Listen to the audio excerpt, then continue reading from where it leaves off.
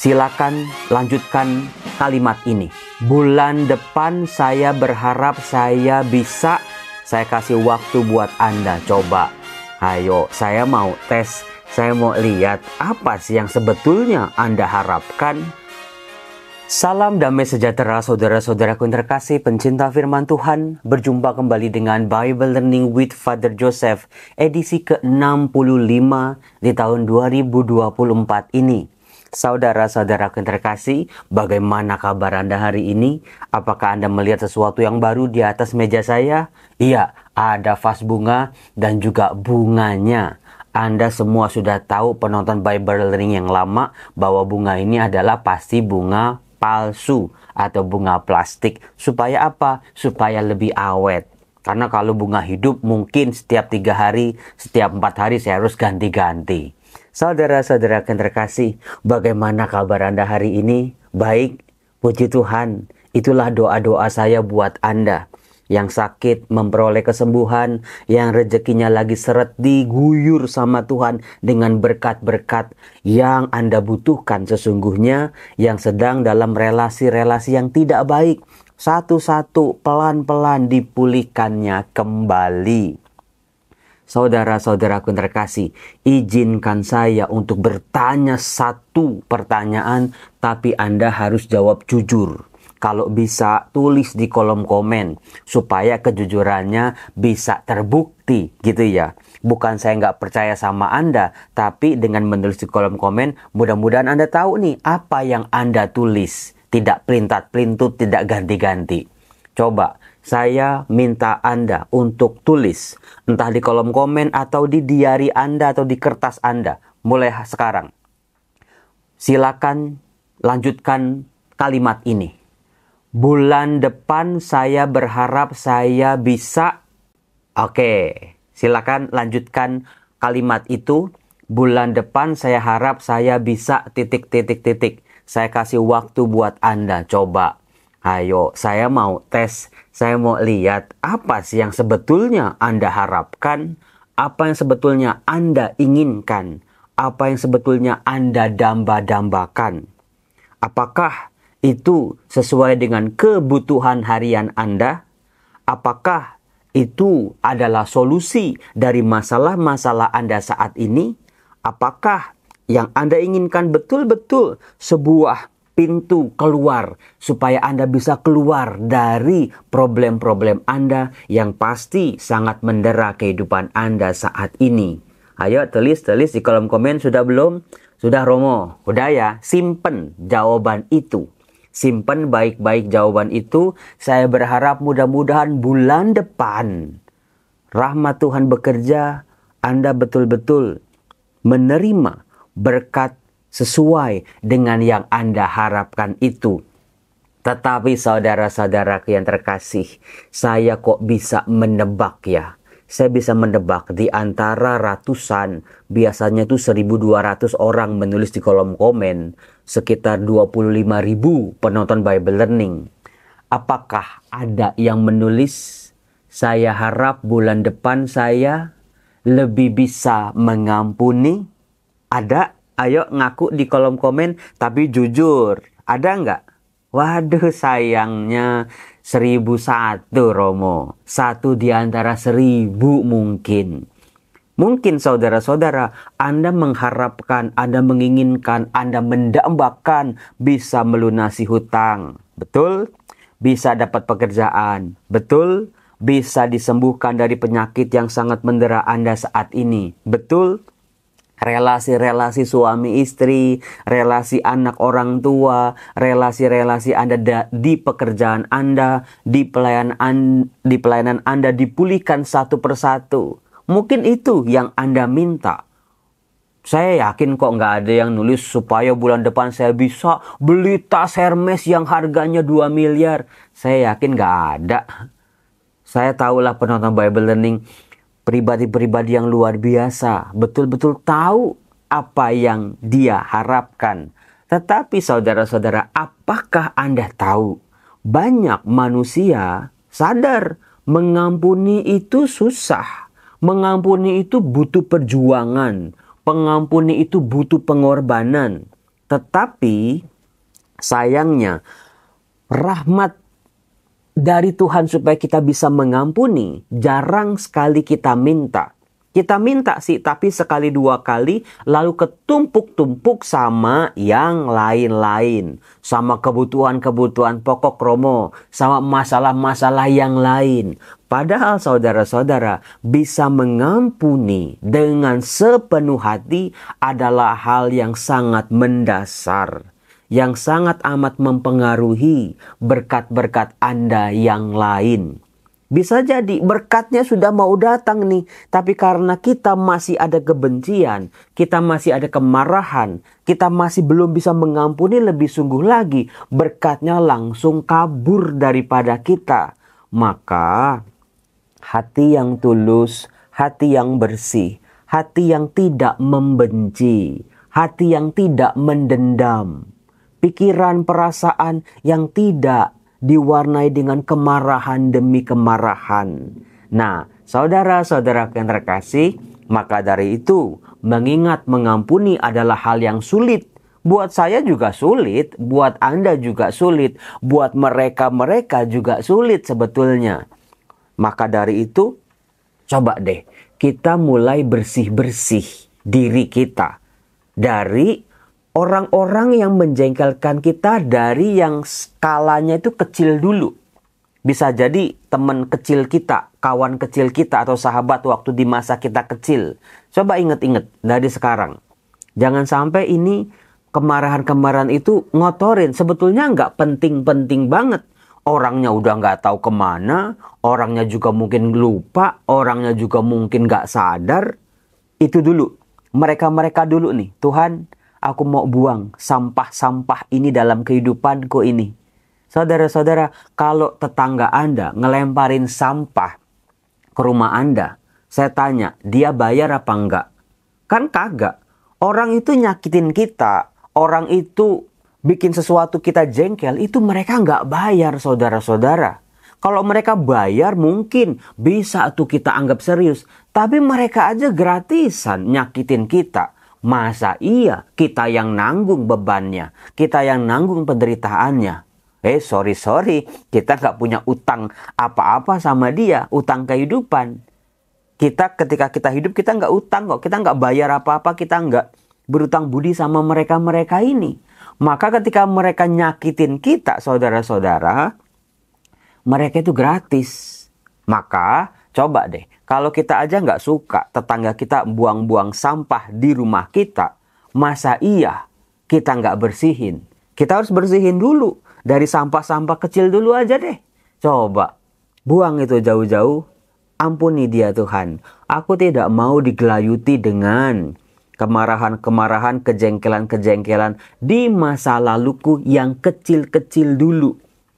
Termasuk juga saudara-saudara, mungkin sama anak, mungkin sama orang tua, mungkin sama istri, mungkin sama suami, mungkin sama sahabat sekarang ini. Dosa-dosa kesalahan mereka yang kecil-kecil, yang kita sebetulnya sadar mereka ini nggak sadar ketika melakukannya.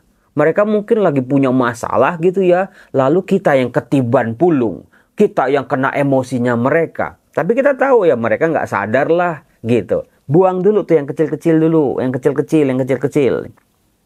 Lalu yang kedua yang bisa diampuni juga adalah dosa-dosa di masa lalu yang nggak kecil sih, sebetulnya besar dan menyakitkan.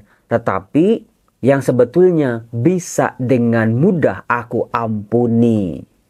Coba misalnya ya, dia pernah minta maaf.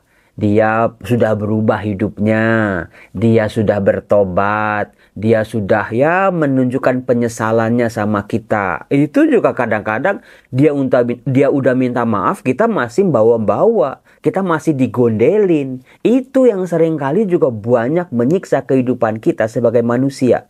Coba pikirkan lagi, ingat lagi, apa ya Romo ya? Dia udah minta maaf Romo. Dia udah minta ampun Romo. Dia udah nyesel kok Romo. Seringkali kitanya ini yang belum move on. Kitanya yang belum betul-betul mengampuni dengan lebih sungguh. Toh orangnya juga udah berubah kok. Orangnya mungkin jangan-jangan juga udah meninggal. Orangnya mungkin udah jauh, nggak lagi pernah ketemu sama kita. Dia udah minta maaf. Ya udahlah, tugas kita sebagai orang-orang Kristiani mengampuni. Itu dulu level kedua, saudara-saudara. Lalu yang level ketiga, yaitu ketika ampuni juga orang-orang yang selama ini menyakiti kita terus-menerus, tapi dia enggak pernah minta maaf. Itu level ketiga tuh. Coba ampuni orang-orang yang mungkin sampai akhir hidupnya dia tidak akan pernah minta maaf sama kita. Entah satu dan lain hal ya. Misalnya orang tua. Jarang sekali bukan orang tua minta maaf sama anak-anaknya. Orang tuanya keburu meninggal misalnya. Coba Anda juga sadari untuk orang-orang seperti ini. Ketidakmampuan mereka untuk minta maaf. Entah jarak, entah waktu, entah mereka sebetulnya juga terbebani. Mereka juga dalam situasi yang sulit waktu itu. Coba ampuni. Kita ini, manusia di masa sekarang ini, berani mengampuni orang-orang ini dari masa lalu kita. Lihatlah, mereka punya keterbatasan dalam minta maaf. Maka ampuni mereka juga. Ampuni saudara-saudara.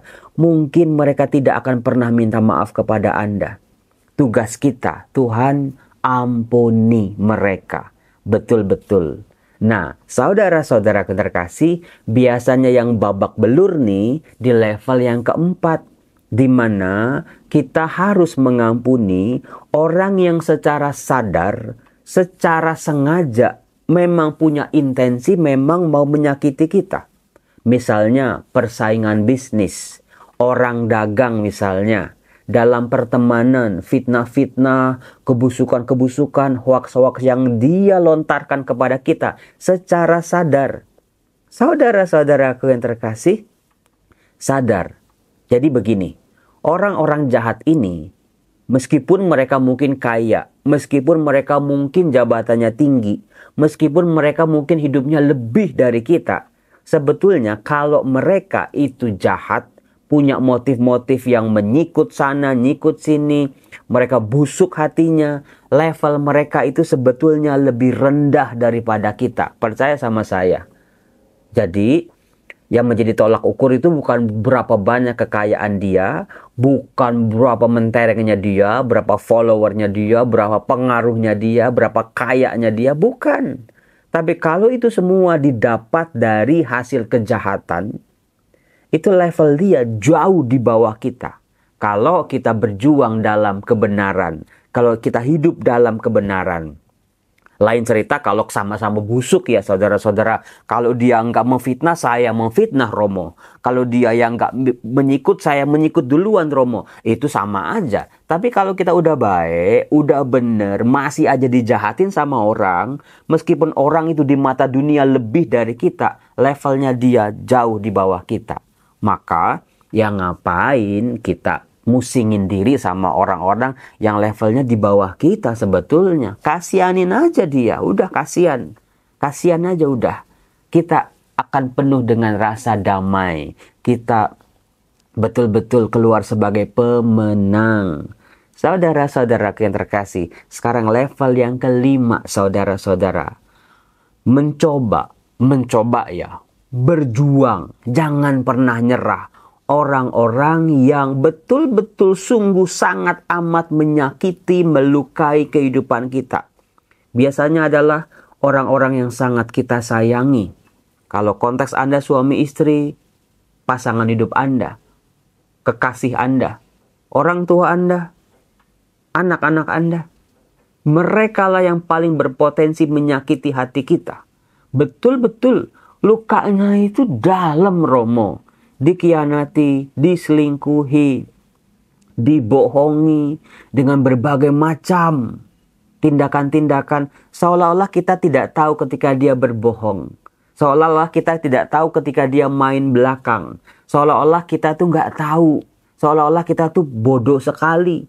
Dia bermain di belakang kita. Itu saudara-saudara, di level 5 inilah manusia banyak babak belurnya. Maka dari itu saudara-saudaraku yang terkasih, firman Tuhan yang kita baca hari ini, yaitu Matius bab 18 ayat 21 sampai 35, perumpamaan tentang pengampunan. Anda bisa fokus di pertanyaan Petrus kepada Tuhan Yesus. Tuhan, sampai berapa kali aku harus mengampuni saudaraku jika ia berbuat dosa terhadap aku? Sampai 7 kali. Sebuah pertanyaan manusiawi dari seorang Petrus dalam kerapuhannya, dalam keterbatasannya, dalam kejengkelannya. Sabar kan ada batasnya, Romo. Ngampunin juga kan ada ukurannya juga, Romo. Di mata manusia. Kalau udah lebih dari 7 kali itu mah kebangetan, Romo. Kalau udah diulang-ulang, gak pernah sadar, itu mah sudah dablek, Romo. Banyak sekali kita berpikir seperti Petrus. Petrus yang berhadapan dengan Tuhan Yesus dalam seluruh kemanusiaannya. Dia sadar dia terbatas. Itu saudara-saudara makna baru dari perumpamaan ini. Di balik pertanyaan yang dilontarkan oleh Petrus, dia sadar kok dirinya terbatas. Gak sanggup untuk mengampuni berkali-kali. Hatinya akan rusak. Hatinya akan hancur. Kalau habis kupukul gitu, yang ini aja masih sakit, udah dipukul lagi. Yang ini aja belum kering lukanya, udah dipukul lagi. Itu sampai kapan sembuhnya? Seolah-olah nggak dikasih waktu untuk memulihkan diri, udah dihancurkan lagi. Kan kalau udah begitu kan jadi berkeping-keping, hancur berantakan. Seperti butiran debu, Romo, hati saya ini. Nggak ada bentuknya lagi. Saudara-saudara yang terkasih, siapa yang pernah mengalami situasi seperti itu? Siapa yang juga pernah ngomong sama Tuhan Yesus dalam doa-doanya? Tuhan, sampai kapan Tuhan? Kalau begini terus aku juga nggak kuat. Apakah salah aku membenci? Salah akal aku kalau aku tidak mengampuni? Dosa akal aku bila aku tidak sanggup untuk melakukan kehendak-Mu Tuhan, supaya aku bisa mengampuni. Banyak manusia, termasuk saya dan juga Anda, seringkali bergulatnya di situ. Merasa berdosa kalau Tuhan, yang ini nih gak sanggup deh Tuhan. Gimana? Babak belur, sakit. Mungkin hati yang berdarah-darah di sini. Saudara-saudara, keren bukan firman Tuhan? Iya ya Romo, kok ternyata firman Tuhan ini wajah saya sekali ini misalnya. Tetapi saudara-saudara, dengan perumpamaan tentang pengampunan, tentang seorang raja yang mengadakan perhitungan hutang kepada hamba-hambanya, kita disadari betul-betul kita sudah diampuni, maka kita harus mengampuni. Tuhan Yesus di akhir perumpamaannya berkata, demikianlah Bapakku yang di surga akan berbuat juga terhadap kamu kalau kamu tidak mengampuni saudaramu dengan sepenuh hati. Pengampunan yang berkualitas. 1 kali, 2 kali, 3 kali, 7 kali, 8 kali, 10 kali, 100 kali, 1000 kali. Bukan jatuh pada jebakan hitungan-hitungan manusia. Sebab kalau hitungan-hitungan manusia babak belurlah kita. Tapi Allah mengampuni kita bukan pakai hitung-hitungan. Kalau kita hitung-hitungan dari kita lahir sampai hari ini, udah berapa ribu dosa dan kesalahan kita. Kalau ngitung caranya pakai hitung-hitungan seperti itu, nggak bisa ini. Si manusianya ini yang terlalu banyak dosanya. Maka Tuhan mengampuni kita dengan kekuatan hati Allah yang maha pengampun. Pengampunan yang berkualitas. Maka kalau kita betul-betul sadar, aku diampuni dengan pengampunan yang sangat luar biasa. Itulah kekuatan kita dalam mengampuni.